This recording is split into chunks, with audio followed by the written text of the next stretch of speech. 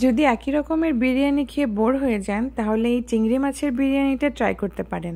খুবই মজার, খুবই ডেলিশিয়াস, একদম রেস্টুরেন্টের মতো হবে। আর খাওয়ার পরে শুধু আঙুল চাটতেই থাকবেন, এত মজার। হ্যালো এভরিওয়ান, আসসালামু আলাইকুম। আমি Azadi, welcome back to my channel. আজকের রেসিপি চিংড়ি মাছের বিরিয়ানি।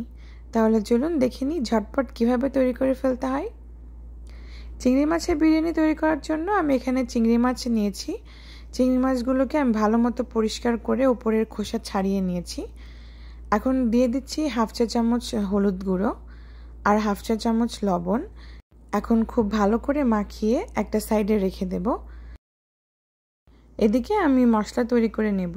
এর জন্য একটি মিক্সিং জারের ভিতরে আমি দিয়ে দিচ্ছি 4টা এলাচ, একটা দারচিনি, প্রায় 10-12টি মতো কালো গোলমরিচ, 4-5টি লবঙ্গ, 2টা শুকনা মরিচ, একটা বড় কালো এলাচ, একটা ছোট সাইজের জয়ত্রী আর জয়ফলের 4 ভাগের 1 ভাগ দিয়েছি।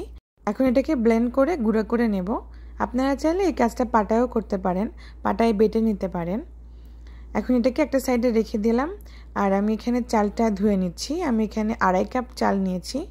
চালটা ভালো মতো ধুয়ে ভিজিয়ে রাখবো 30 মিনিটের জন্য।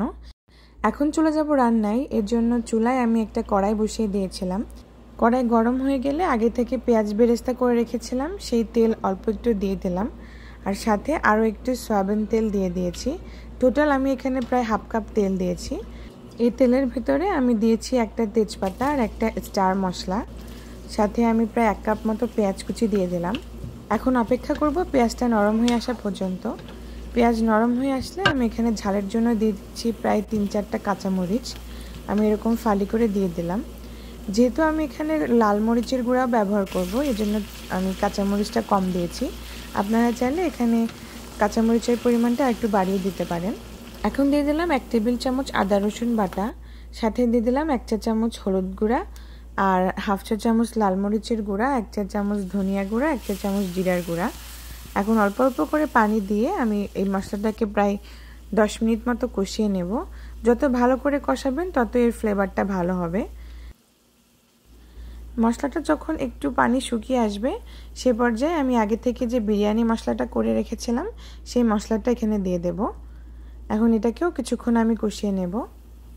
পারফেক্টভাবে যখন কষানো হয়ে যাবে আর সুন্দর একটা গন্ধ বের হবে সেই পর্যায়ে আমি অ্যাড করে দেব 2টা কুচি করে রাখা টমেটো।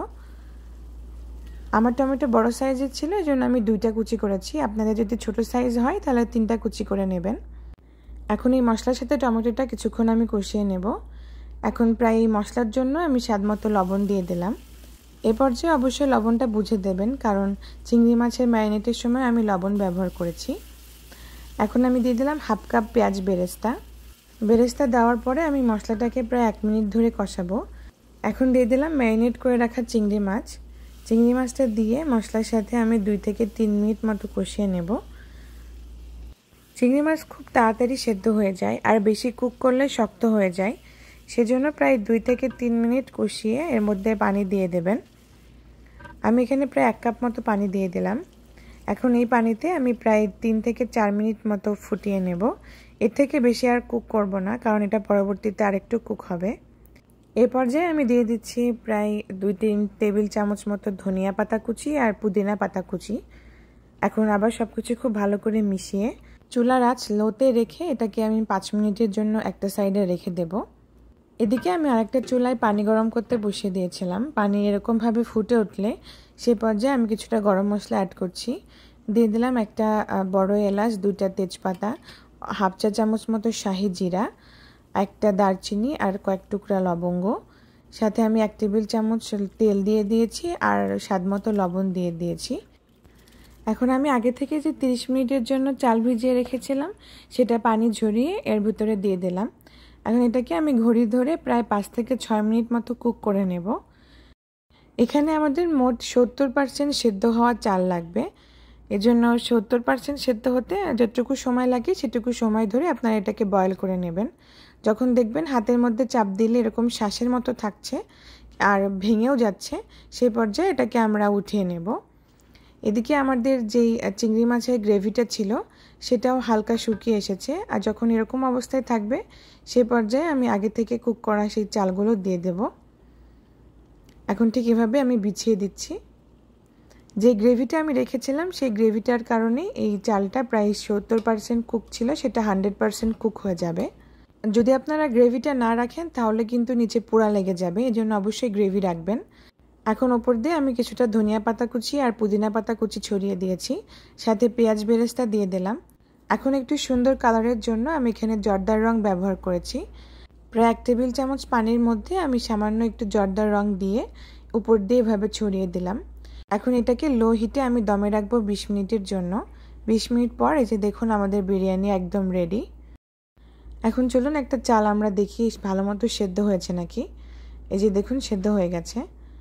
এখন এটা সার্ভ করার আগে অবশ্যই চামচ দিয়ে একটু মিশিয়ে নেবেন, একটু উপর নিচ করে নিয়ে এটাকে সার্ভ করে নিতে হয়। এই যে দেখুন আমাদের বিরিয়ানিটা খুবই ঝরঝরে হয়েছে আর গ্রেভিটাও শুকিয়ে গেছে, একদম পারফেক্ট একটা রেসিপি। এখন আমি একটা প্লেটে সার্ভ করে নিলাম। মাশাআল্লাহ বিরিয়ানির কালারটাও খুবই সুন্দর এসেছে। আর কিছুটা পুদিনা পাতা আমি উপরে এরকম একটু ডিজাইনের জন্য দিয়ে দিলাম। এই তো আমাদের শিম বিরিয়ানি একদম রেডি।